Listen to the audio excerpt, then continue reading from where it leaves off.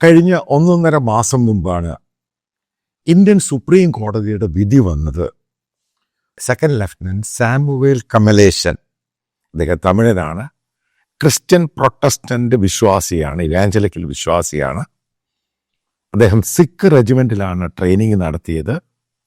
അതിനുശേഷം സിഖ് റെജിമെന്റുമായി ബന്ധപ്പെട്ട് അവരുടെ ഒരു ഗുരുദ്വാരയിൽ പോകുന്നത് ഇഷ്യൂ. അദ്ദേഹം പറഞ്ഞു ഗുരുദ്വാരയിൽ പോകും, അതിൻ്റെ പുറത്ത് വരെ നിൽക്കും, അതിനകത്ത് കയറി പൂജ നടത്തുവാൻ അദ്ദേഹം തയ്യാറല്ല. അദ്ദേഹത്തിൻ്റെ ദൈവവിശ്വാസം അതിനെ അംഗീകരിക്കുന്നില്ല. അതുകൊണ്ട് അദ്ദേഹം തള്ളിക്കളഞ്ഞു. അദ്ദേഹത്തിൻ്റെ സീനിയറായിട്ടുള്ള ഓഫീസേഴ്സാണ് പറഞ്ഞത് അത് ചെയ്യണം. സിഖ് റെജിമെന്റ് ഇതിൻ്റെ ഭാഗമാണ്.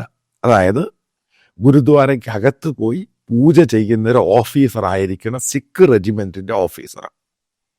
ഇതുമായി ബന്ധപ്പെട്ട് പിന്നെ കോർട്ട് മാർഷൽ നടന്നു.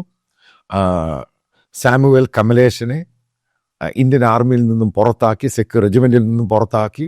അദ്ദേഹം ഡൽഹി ഹൈക്കോടതി വന്നു, പിന്നെ സുപ്രീം കോടതി വന്നു. അതായത് കോർട്ട് ഓഫ് എൻക്വയറി കഴിഞ്ഞ് ഇന്ത്യൻ ആർമി എടുത്ത ഡിസിഷൻ, അതുമായി ബന്ധപ്പെട്ട് സാമുവേൽ കമലേശൻ കൊടുത്ത ആപ്ലിക്കേഷൻ തള്ളി അദ്ദേഹത്തെ ഇന്ത്യൻ ആർമിയിൽ നിന്നും പുറത്താക്കി. അതുമായി ബന്ധപ്പെട്ട് ഇന്ത്യയിലെ മീഡിയയും ഡിഫൻസ് എക്സ്പേർട്ടുകളൊക്കെ പല രീതിയിൽ സാമുവേൽ കമലേശന് അനുകൂലമായിട്ട് എഴുതുകയൊക്കെ ചെയ്തു. ഇതുമായി ബന്ധപ്പെട്ട് കേരളത്തിലെ ചില ഇന്ത്യൻ ആർമിയുടെ ഏറ്റവും വലിയ എക്സ്പേർട്ടുകളൊക്കെ പല ഒപ്പീനിയൻ പറഞ്ഞു. അതാണ് മാടയാണ്, ഇതാണ് കോടയാണ്, ഇന്ത്യൻ ആർമി ഇങ്ങനെയാണ്, ഇന്ത്യൻ ആർമി അങ്ങനെയാണ്. അപ്പോൾ അതുമായി ബന്ധപ്പെട്ട് 3-4 ദിവസമേ ആയിട്ടുള്ളൂ, അമേരിക്കൻ പട്ടാളത്തിൽ ഇതേപോലൊരു സംഭവം ഉണ്ടായി. ഈ സാമുവേൽ കമലേശൻ്റെ അതേപോലെ ഇഷ്യൂ ഉണ്ടായി. ആ ഇഷ്യൂ നിങ്ങൾ കേട്ടിരിക്കണം, എന്താ സംഭവം എന്ന് പറയുന്നത്. അത് ഹിന്ദു റിലീജിയനുമായിട്ട് ബന്ധപ്പെട്ടാണ്. അതായത് ഈ സെക്കൻഡ് ലെഫ്റ്റനൻ്റ് ആയിട്ട് അമേരിക്കൻ ആർമിയിൽ ജോയിൻ ചെയ്ത ഇന്ത്യയിലെ ജെയിൻ കമ്മ്യൂണിറ്റി, അതായത് ഹൈ എൻഡ് സനാതനിയാണ് ഈ പറയുന്ന ജെയിൻ എന്ന് പറയുന്നത്. രാജസ്ഥാൻ സ്വദേശിയാണ്. അദ്ദേഹം അമേരിക്കയിലെത്തിയിട്ട് ഏകദേശം 6-7 വർഷമേ ആയിട്ടുള്ളൂ. അമേരിക്കയിലുള്ള ഒരു ജെയിൻ കമ്മ്യൂണിറ്റിയിലെ പെൺകുട്ടിയെ കല്യാണം കഴിച്ച് അമേരിക്കൻ സിറ്റിസണുമായി. അപ്പം ഈ ചെറുപ്പക്കാരൻ്റെ ആഗ്രഹമായിരുന്നു അമേരിക്കൻ ആർമി ജോയിൻ ചെയ്യണമെന്ന്. അതിനു മുമ്പ് ഇന്ത്യൻ ആർമി ജോയിൻ ചെയ്യണമെന്ന് നടന്നില്ല. അപ്പോൾ അമേരിക്കൻ ആർമിയിൽ ഓഫീസറായിട്ട് ടെസ്റ്റ് എല്ലാം പാസ്സായിട്ട് അതിൻ്റെ ജെഫേഴ്സൺ ട്രെയിനിങ് ക്യാമ്പിനകത്ത് വെച്ചാണ് പ്രശ്നം ഉണ്ടാകുന്നത്. ശ്രദ്ധിച്ചോണം, ഇതാണ് ഇതിൻ്റെ പോയിന്റ് എന്ന് പറയുന്നത്. ഇദ്ദേഹം പറഞ്ഞു ഇദ്ദേഹം സനാതനിയാണ്, അദ്ദേഹത്തിന് ഈ തിലകം വെച്ചുകൊണ്ട് തിലക രാവിലെ ഇട്ടുകൊണ്ട് മാത്രമേ വീട്ടിൽ നിന്ന് പുറത്തിറങ്ങാൻ പറ്റുകയുള്ളൂ. അതില്ലെങ്കിൽ അദ്ദേഹത്തിന് കോൺസെൻട്രേഷൻ കിട്ടത്തില്ല. അപ്പം ആദ്യം ആലോചിക്കേണ്ട പ്രധാനപ്പെട്ട പോയിന്റ്, കേരളത്തിലെ മഹാവിരുദ്ധന്മാരായ എക്സ്പേർട്ടുകളോട് ചോദിക്കുക, ഇന്ത്യൻ ആർമിക്കകത്ത് ഏതെങ്കിലും പട്ടാളത്തിൻ്റെ ഓഫീസേഴ്സ് താഴെയുള്ള പട്ടാളക്കാരനോ ഓഫീസേഴ്സ് തിലകം വെച്ച്, അതായത് ഈ സംഭവം വെച്ചിട്ട് ഇന്ത്യൻ ആർമിക്കകത്ത് വർക്ക് ചെയ്യാൻ പറ്റത്തില്ല.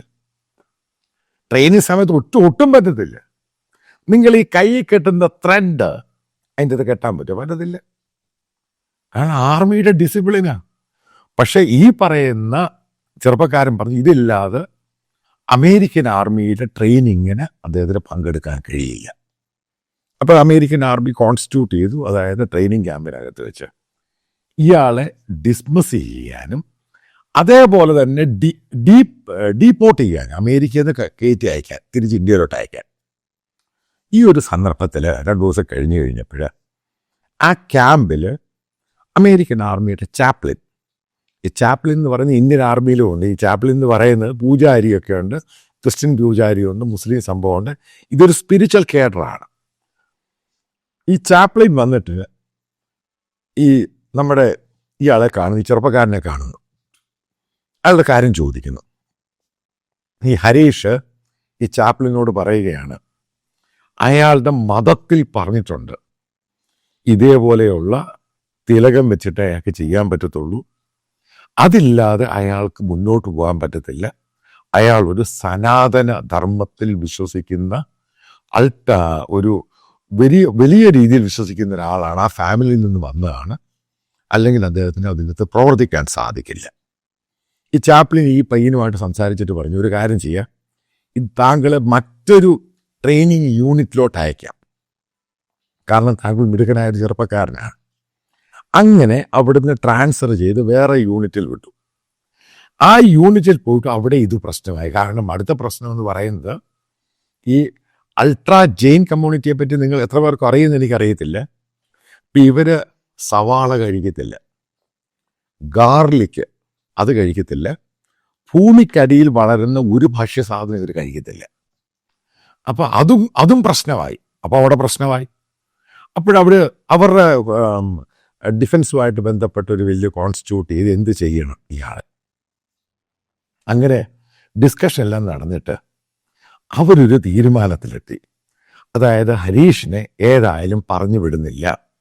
അവിടെ ഹിന്ദു ചാപ്ലിൻ, അതായത് ഹിന്ദു ധർമ്മങ്ങളും ഹിന്ദു സനാതനിയും പഠിപ്പിക്കുന്ന ഒരാളെ ആവശ്യമുണ്ട്.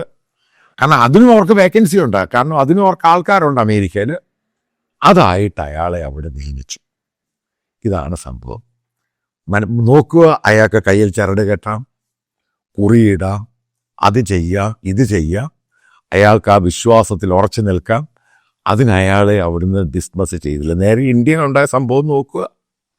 അതിനകത്ത് കുറിയിടുന്നതും കൈ കെട്ടുന്നതും ഒന്നുമല്ല. അതായത് അവർക്ക് അവിടെ പോയി പൂജ ചെയ്യാൻ പറ്റത്തില്ല. അമേരിക്കൻ ആർമിയിൽ ഇഷ്ടം പോലെ ആൾക്കാരുണ്ട്, നിരീശ്വരവാദികളുണ്ട്. അതായത് അമേരിക്കൻ ആർമി, അമേരിക്കൻ രാജ്യത്തിൻ്റെ ബേസ് എന്ന് പറയുന്നത് സെക്യുലർ ആണെങ്കിൽ ഒരു ക്രിസ്ത്യൻ ഫൗണ്ടേഷനാണ്. ആ രീതിയിലാണ് പ്രെയറൊക്കെ കഴിഞ്ഞിട്ടാണ് അവർ പോകുന്നത്. പങ്കെടുക്കാത്തവരുണ്ട്, പങ്കെടുക്കുന്നവരുണ്ട്. ഇതൊന്നും അവർക്ക് പ്രശ്നമേ അല്ല. പക്ഷെ ഇവിടെ ഒരു ഹിന്ദു ചെറുപ്പക്കാരനെ ഏത് രീതിയിലാണ് അമേരിക്കൻ ഡിഫൻസ് ഫോഴ്സസ്, കാരണം അയാളുടെ ഭക്ഷണം, കാരണം ഒറ്റയ്ക്ക് ആൾക്ക് ഭക്ഷണം ഉണ്ടാക്കാൻ പറ്റത്തില്ല. അതുകൊണ്ട് അയാൾക്ക് അതേപോലെ തന്നെ മട്ടനും ചിക്കനും മറ്റുള്ള സാധനങ്ങളും അത് പ്രിപ്പയർ ചെയ്യുന്ന കിച്ചണിൽ നിന്ന് സാധനം കഴിക്കാൻ പറ്റത്തില്ല. ഇങ്ങനെയൊക്കെ വലിയ റെസ്ട്രിക്ഷനാണ്. അതിൻ്റെ പേരിൽ അവരോട് പറയും, താങ്കൾക്ക് ഇഷ്ടമുള്ള ആഹാരം തനിയെ ഉണ്ടാക്കി കഴിച്ചോണം, അത് സാധനങ്ങൾ ഞങ്ങൾ തരും, അല്ലാതെ താങ്കൾ ഇവിടെ വന്ന് ഫുഡും ക്യാൻറ്റീനിൽ നിന്നും കഴിക്കേണ്ട ആവശ്യമില്ല. ഇതാണ് ഒരു ഉറച്ച, അതായത് ജനാധിപത്യത്തിൻ്റെ മെച്യൂരിറ്റി. അതായത് ഇന്ത്യൻ പട്ടാളം വെൽ മെച്യൂർഡാണ്. പക്ഷെ ചില കാര്യങ്ങളുടെ അകത്തുണ്ടാകുന്ന പാകപ്പിഴയാണ് ഞാൻ ചൂണ്ടിക്കാണിക്കുന്നത്. അതായത് ഞാനീ പറയുന്നത് ഈ ഇന്ത്യൻ പട്ടാളത്തിൻ്റെ തെറ്റായിട്ട് പറയുമൊന്നുമല്ല. ആർക്ക് വിശ്വസിക്കാം, അവരുടെ വിശ്വാസമാണ്. അതുമായി ബന്ധപ്പെട്ട് അവിടെ അടുത്ത് വരെ പോകാം. ഇപ്പം അതുമായിട്ട് ബന്ധപ്പെട്ടൊരു സംഭവം പറയും. ആസാം റെജിമെൻറ്റിൻ്റെ പാട്ടിനകത്ത് നിങ്ങൾ കേട്ട് കാണും. അതിനകത്ത് വാക്കുകൾ ഈ ഹാലേലുയ എന്ന വാക്കുകളാണ് ഉപയോഗിച്ചിരിക്കുന്നത് പലയിടത്തും. എങ്ങനെയാണ് ഹാലേലുയ വാക്കുകൾ അതിൻ്റെ അകത്ത് വരുന്നത്? അത് ആസാം റെജിമെൻറ്റ് ഉണ്ടായിട്ട് എത്ര വർഷമായിട്ടുള്ളൂ?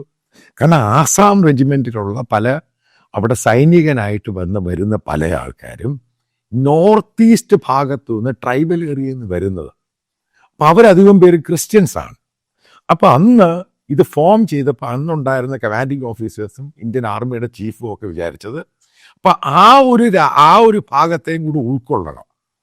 അത് ഉൾക്കൊള്ളണമെന്നുണ്ടെങ്കിൽ, ഇൻക്ലൂസീവായിട്ട് വരണം എന്നുണ്ടെങ്കിൽ അവരുടെ വിശ്വാസത്തിൻ്റെ പാർട്ടായ ഈ ഹാലോലിയം വരുന്നതിൽ പ്രശ്നമൊന്നുമില്ല. ഇതേ ഉള്ള അതിൻ്റെ അത് സിമ്പിള്.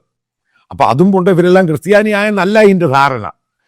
അപ്പം ഇത് ഈ ഹാലേലുയ വെച്ച് പാടുന്ന ആസാം റൈഫിളിലെ പാട്ട് ആസാം റെജിമെൻറ്റിലെ പാട്ടെന്ന് പറയുന്നത് ഗ്ലോബലി അറിയുന്നൊരു സംഭവമാണ്. അപ്പം അതിനെപ്പറ്റി പല നിങ്ങൾക്ക് യൂട്യൂബിൽ അതിൻ്റെ വീഡിയോകളൊക്കെ അവൈലബിൾ ആണ്. അത് മനസ്സിലാക്കേണ്ടത് നമ്മളൊരു സെക്കുലർ രാജ്യമാണ്. പല വിശ്വാസികളുണ്ട്, വിശ്വാസം ഇല്ലാത്തവരുണ്ട്. അപ്പം അതിനെയൊക്കെ അഡ്ജസ്റ്റ് ചെയ്താണ് നമ്മൾ പോകേണ്ടത്. അല്ല ചില കാര്യങ്ങളിൽ, അതായത് ഈ കഴിഞ്ഞ ഇതിൻ്റെ സംഘപരിവാർ ഈ ഭരണത്തിൽ വന്ന ശേഷമാണ് പട്ടാളത്തിലെ പല ഓഫീസർമാർക്കും പല ബയസ്ഡ് ആയിട്ടുള്ള തീരുമാനം എടുക്കുകയാണ്. അപ്പം അതിൻ്റെ ഭാഗമായിട്ടാണ് ഈ പറയുന്ന സെക്കൻഡ് ലെഫ്റ്റനൻറ്റ് സാമുവൽ കമലേശനെ ഒഴിവാക്കിയതും. അതേപോലെ നമ്മൾ തിരിച്ച് കാണുമ്പോൾ അമേരിക്കയിൽ ഒരു പട്ടാളക്കാരനെ, അത് ഹിന്ദുവായിട്ട് സനാതനിയായ പട്ടാളക്കാരനെ ഒഴിവാക്കാതെ അയാൾക്ക് പ്രമോഷൻ കൊടുത്ത് അയാളെ ഒരു കേഡറിലോട്ട് കൊണ്ടുപോയിട്ട് അത് ഹിന്ദു, അതായത് ഒരു പണ്ഡിറ്റായിട്ട്, ചാപ്ലിനായിട്ട്, അതാണ് അതിൻ്റെ മാന്യത എന്ന് പറയുക. അതാണ് മെച്യൂർഡ് ഡെമോക്രസി. ഏതായാലും ഇതൊരു അനുഭവം തന്നെയാണ്. നമ്മളിത് മനസ്സിലാക്കിയിരിക്കണം. ഇങ്ങനെയാണ് ഓരോ രാജ്യങ്ങളും പോകേണ്ടത്. അല്ലാതെ അവരെ ഒഴിവാക്കിയിട്ടല്ല. ഒഴിവാക്കുവാണെങ്കിൽ നിങ്ങൾ എത്ര പേരെ ഒഴിവാക്കാൻ സാധിക്കും? എല്ലാവരെയും ചേർത്ത് പിടിക്കുന്നതായിരിക്കണം ഇന്ത്യൻ പട്ടാളം. അതാണ് ഇന്ത്യക്ക് ആവശ്യം.